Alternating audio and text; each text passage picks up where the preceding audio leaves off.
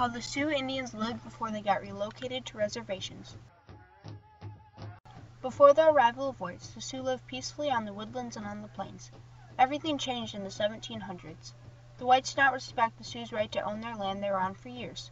Even though it was the Sioux' responsibility to protect their land, they could not overthrow the whites' guns and were soon relocated to reservations. The Indians' religion consists of the creation story.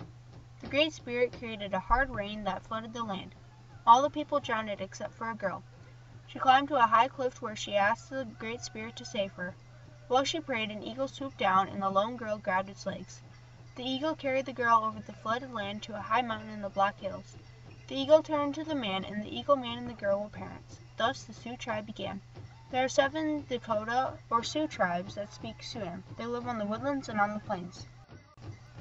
During the time that the Sioux were living free and on the plains, they hunted buffalo, deer, antelope, turkey, ducks, bear, and other small game.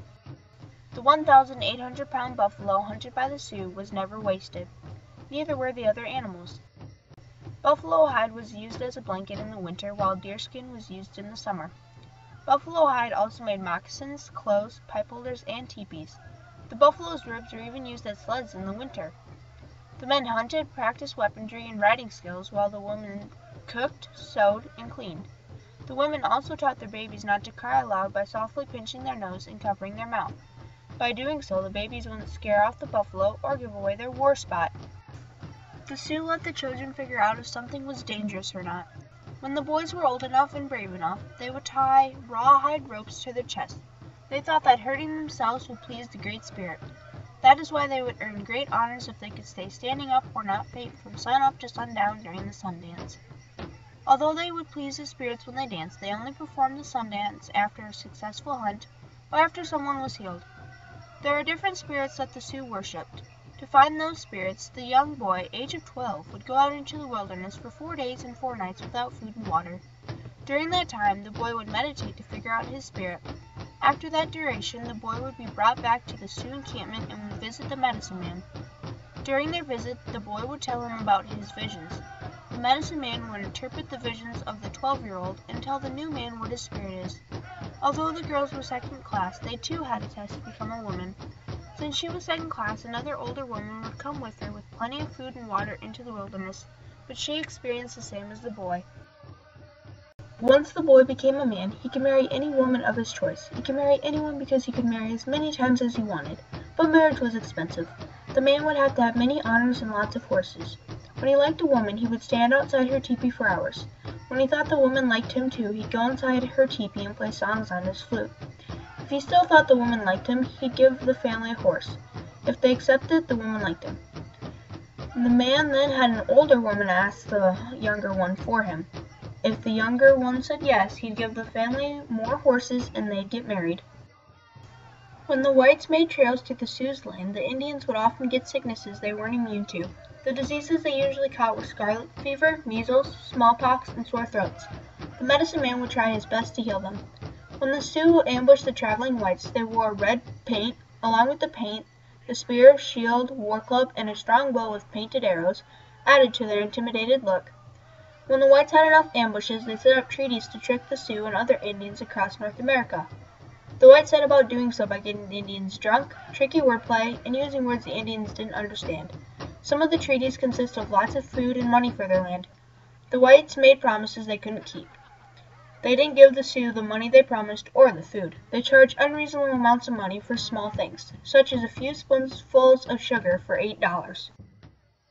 The next thing the government did was forbid the sun dance. That was the Sioux's means of worshipping. The Sioux was angry and battles broke out. But the Sioux's bows were no match for the whites' guns. The battle at Wounded Knee was one out of many examples on how the Indians were seriously overpowered by guns. After that major loss, the ghost dance was invented to stop bullets and bring back their dead loved ones. The next time the whites and the Sioux had an encounter, the Sioux started dancing. They soon learned that the ghost dance couldn't stop bullets and that no one who died was going to return.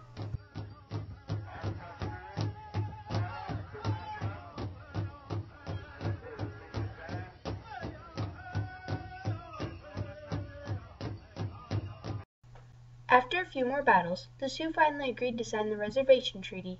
That act went into place around 1890. The Sioux got relocated to the Black Hills. Then the whites found gold and moved the Indians to a place around the Missouri River. After the relocation to reservations, the government didn't keep their promises. Instead, they made more changes to the Sioux culture. The government forced the Sioux children to schools in order to de-Indianize them. The whites moved the Sioux a couple more times. Today, the Sisseton-Wahpeton Sioux tribe is in the northeast part of South Dakota. During those hard times on the northeastern reservation, the tribe struggled to survive. My great-grandma was one of them. My great-grandma Germaine spent 17 years on the Sisseton-Wahpeton Sioux reservation. During those years, she spent her childhood playing with her friends. Oh God, we went swimming about 20 times a day. We went climbing trees, and we made mud pies. To us, that was fun. It wasn't all fun and games, though. They had chores just like we do. Well, when you get your wash dishes and you sweep the floor, you get the house clean. Even though they have the same kind of chores as we do today, other things were different, such as family time. When my great-grandma was on the reservation, they didn't appreciate family time as much as we do today. No, we didn't go much. And the only place we went was like 4th of July.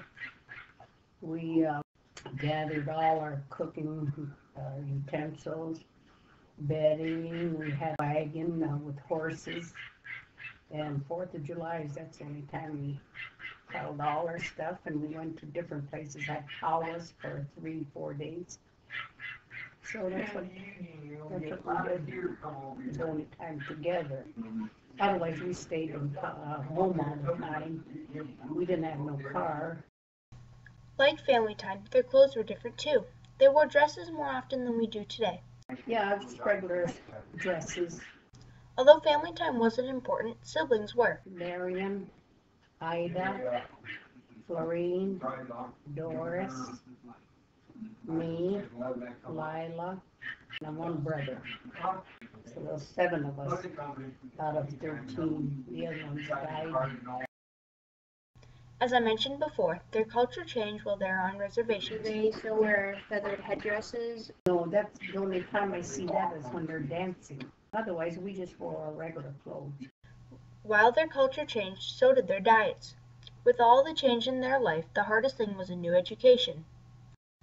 Before the reservations, the Sioux was taught by their uncles and great war leaders. Now they got educated by the government. Yeah, we went 1 year to day school, they call it. And it was probably a mile and a half where we had to walk. And that winter, we got kind of frostbites, and we were dressed warm and everything, but sometimes it was so cold, we got frostbite. So then the next year, they sent us to a government school where we stayed 9 months at a time. But 1 year, we did go to day school.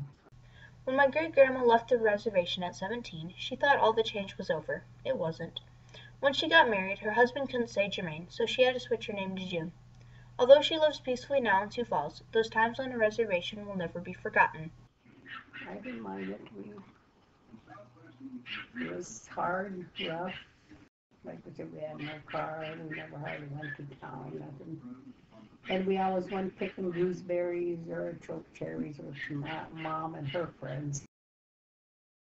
Ever since those treaties were violated, the Indians have been afraid of the whites. We'll be walking on the road, all of us, my mom and her friend and her grandkids, us kids. And it'll be a car coming, and they'll just run. I'll take off running, they're running behind us. And I always thought later, maybe they want to ask us a question, why did our folks tell us to run you? Probably, they probably thought, it was some civilized Indians, running, you can't ask them a question. But I remember one time too, they said they were from New York. They were driving through Buffalo Lake, and the car stopped, and they said, we're from New York. Oh, can we have a picture of you? So they took a picture of Bob, whoever she was. They thought that was something that's bold, It was the Sioux' right to own their land with the responsibility to protect it. In not carrying out the responsibility, it resulted in moving to reservations.